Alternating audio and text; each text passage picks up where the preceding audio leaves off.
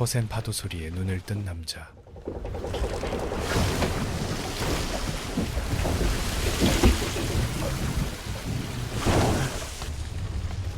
떠다니던 컨테이너 때문에 배가 구멍난 것이었습니다.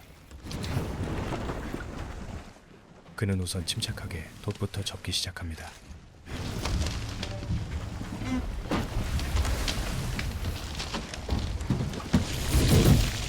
그리고는 막대를 가져와 배에 걸린 컨테이너를 밀어내려 하는데 그의 항해를 망쳐버린 컨테이너가 원망스러울 뿐입니다. 잠시 고민하던 그는 다른 방법을 시도해보기로 합니다.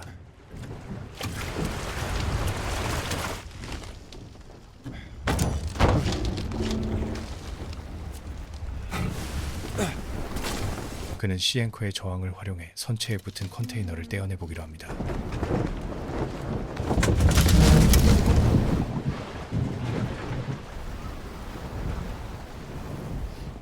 그렇게 겨우 컨테이너를 빼내는 데 성공했지만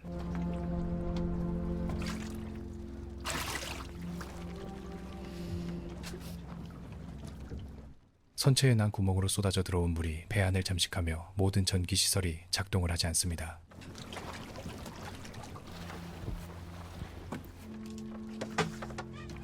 그나마 다행히도 배를 고칠 수 있는 수리키트는 떠내려가지 않고 무사했습니다.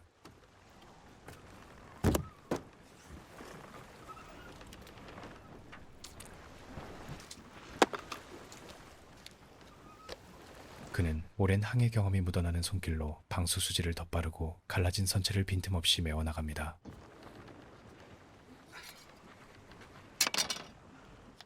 그리고는 멈춰버린 자동 펌프 대신 직접 만든 수동 펌프로 물을 퍼냅니다. 모든 것이 엉망이 된 하루였지만 그는 묵묵히 통조림으로 허기를 달래며 밤을 맞이합니다.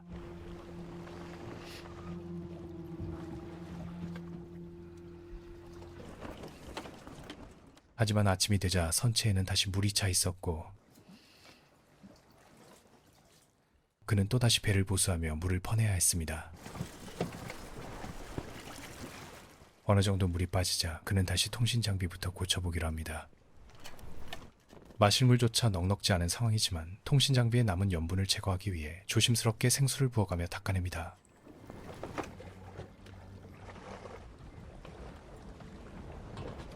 끝이 보이지 않는 보수 작업과 쉼없는 펌프질에 몸은 한계에 다다르지만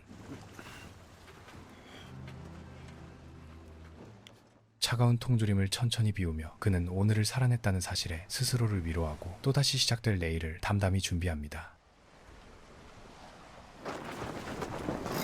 다음날 다행히도 선체에는 더 이상 물이 새지 않습니다. 더 이상 누전이 없다는 걸 확인한 그는 비상용 배터리를 준비합니다. 그는 갑판 위로 올라가 말려둔 지도와 무전기를 확인해 봅니다.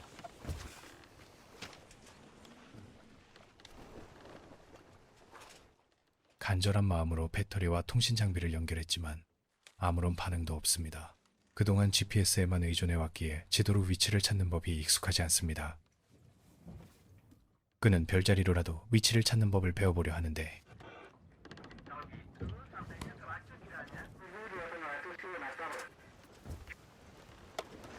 This is the Virginia Gene with an SOS call, over. With an SOS call, over. 여러 번 다시 시도해보지만 더 이상 어떤 신호도 잡히지 않습니다.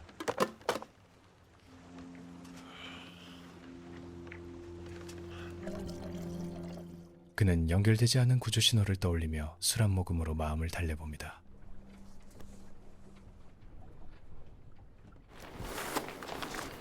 다음 날이 되자 그는 또 다른 아이디어를 떠올려 요트 꼭대기로 올라가 보기로 합니다.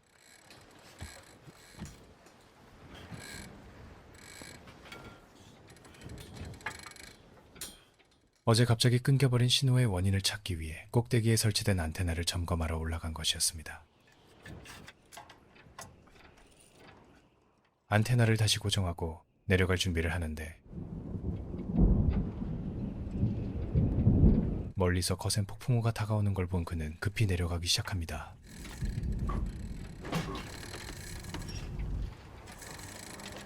무전기를 테스트해 볼 겨를도 없이 그는 폭풍을 맞을 준비를 합니다.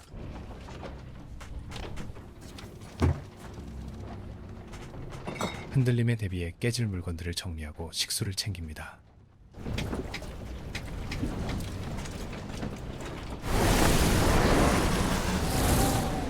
조금이라도 시간을 벌기 위해 폭풍의 진행 방향을 피해 반대쪽으로 배를 몰아봅니다.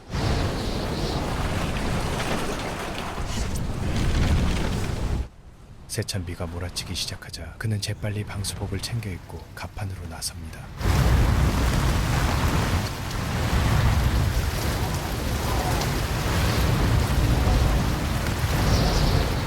보통의 폭풍우가 아니라는 것을 직감한 그는 배가 뒤집힐 상황에 대비해 스톰지브를 챙깁니다.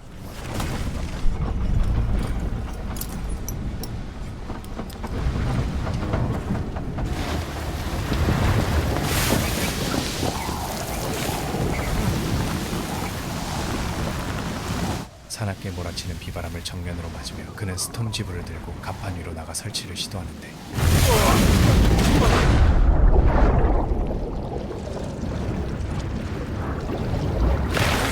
차가운 바닷속으로 떨어졌지만 필사적으로 선체를 붙잡고 올라옵니다.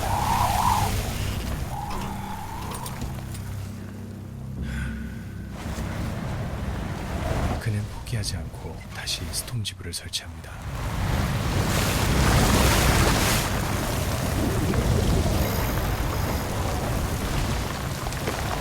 겨우 스톰지브 설치를 마치고 지친 몸을 이끌고 배 안으로 들어옵니다.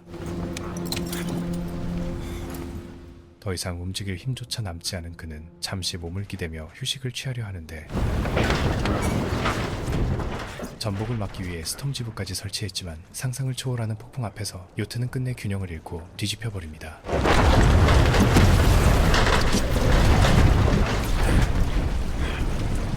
요트는 다행히 원래 방향으로 균형을 되찾았지만 폭풍은 멈출 기미조차 보이지 않습니다. 창밖으로 무언가 쓰러진 것이 보이자 그는 급히 밖으로 나가봅니다. 그것은 다름 아닌 돛이었습니다. 거대한 파도가 다시 덮치며 요트는 또 한 번 전복되고 맙니다.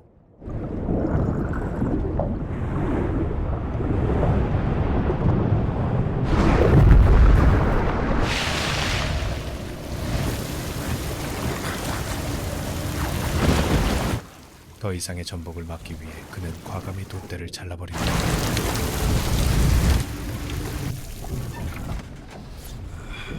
(3일) 동안 쉼없이 매달려 수리했던 선체는 폭풍을 버티지 못하고 터져버립니다.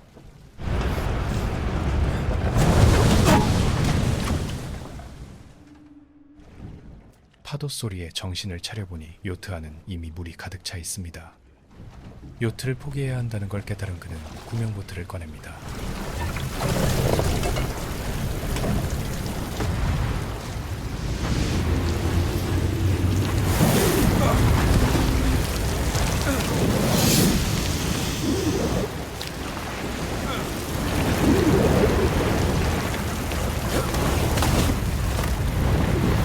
그렇게 평생을 함께해온 요트를 뒤로 한 채 구명보트 안에서 폭풍이 지나가기를 기다려봅니다.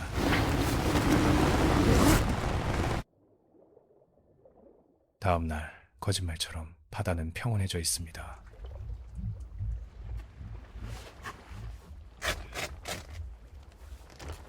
다행히 요트는 아직 완전히 가라앉지 않았습니다.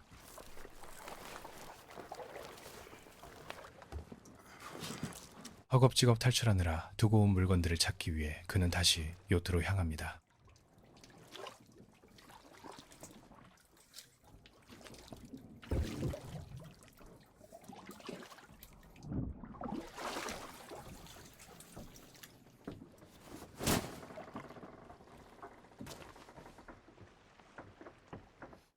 정든 요트를 떠나보내는 것도 잠시 시계를 보니 무언가 두고 온 것이 떠오릅니다.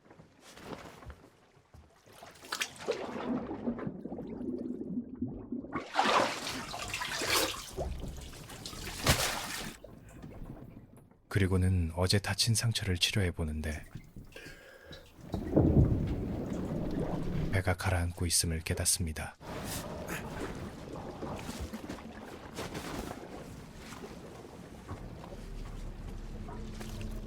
천천히 침몰하는 요트를 바라보며 그는 수십 년 동안 함께한 항해와 기억들을 하나씩 떠올립니다.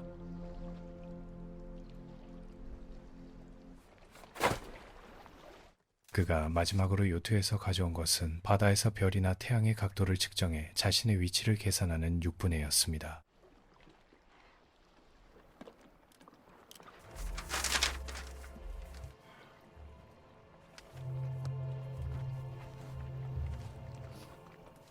그는 6분의로 현재 위치를 계산해 보던 중 보트 바닥에서 물이 차오르고 있다는 사실을 깨닫습니다. 수십 년 항해를 해온 베테랑이지만 정작 마음대로 되는 건 하나도 없습니다. 천둥 소리에 밖을 보니 또 다른 폭풍우가 몰려오고 있습니다.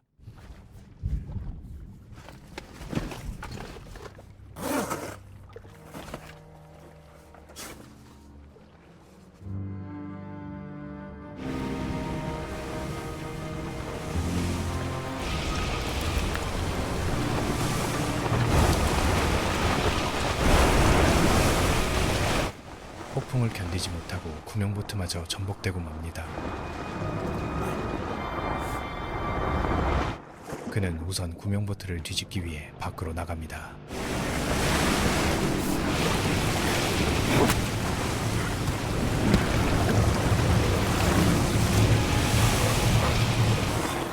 그는 죽을 힘을 다해 보트 위로 올라가 폭풍이 잠잠해지기만을 기다립니다.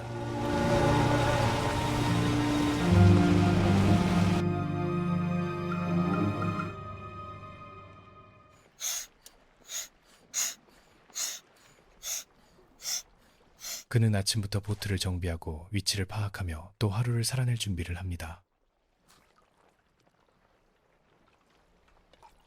조심스럽게 아껴둔 식수를 마셔보는데 바닷물이 들어가 마실 수 없습니다. 무슨 일이 생겨도 침착하던 그였지만 이번만큼은 끝내 무너지고 맙니다. 하지만 여기서 포기할 수는 없습니다. 내리쬐는 태양 아래 맺힌 습기를 보며 무언가를 만들기 시작합니다.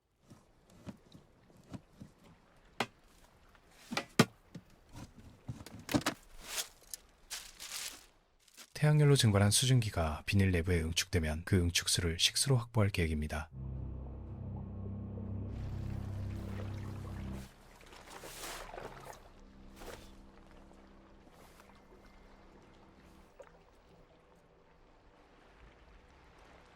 그는 루어를 바다에 던진 뒤 그동안 모아둔 식수로 갈증을 달래봅니다.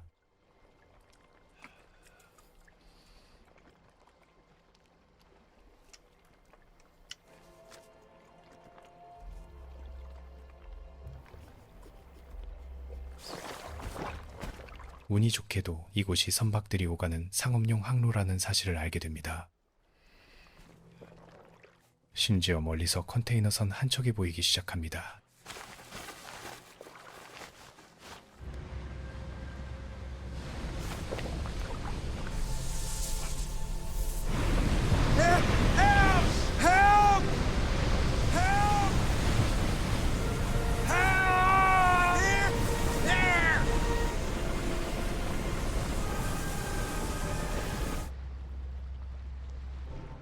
거대한 바다 위에서 그는 너무나 작은 존재였습니다.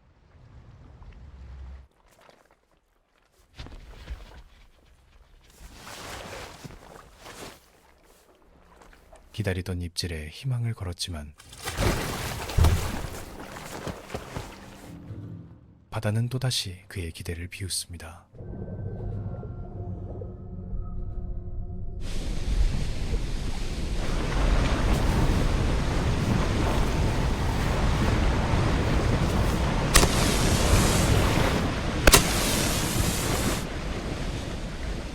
이번만큼은 될 거라 믿었지만 또다시 그는 발견되지 못합니다.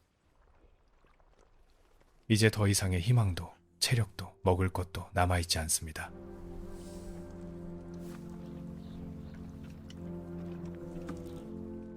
그리고 그는 자신이 점점 상업용 항로에서 멀어지고 있다는 사실까지 깨닫습니다.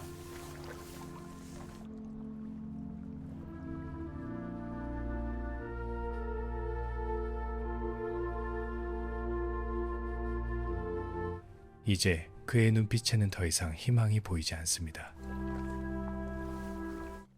마지막을 직감한 그는 아내에게 마지막 편지를 적어봅니다. I'm sorry. I know that means little at this point. I fought till the end. I'm not sure what that is worth, but know that I did. I tried, but I am. I will miss you. I'm sorry.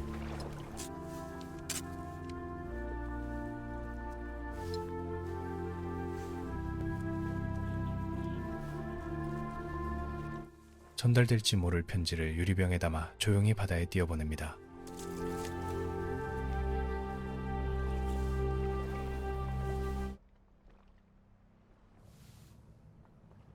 희미한 엔진음이 귓가를 스치자 그는 본능처럼 몸을 일으킵니다. 하지만 조명탄은 하나도 남아있지 않습니다.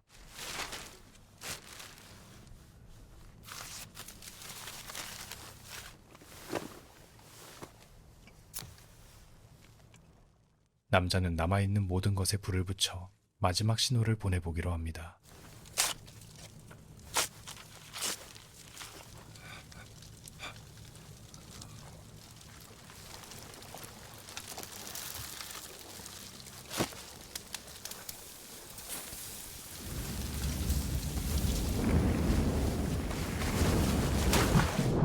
그가 가진 모든 것으로 버텨보려 최선을 다했지만 이제 그의 손에 남은 것은 아무것도 없습니다.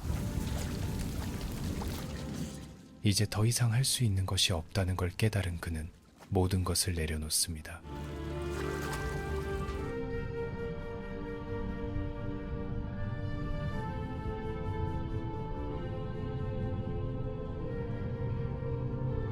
모든 것을 내려놓은 그 순간 그의 모든 노력이 헛되지 않았다는 듯 멀리서 보트 한 척이 조용히 다가옵니다.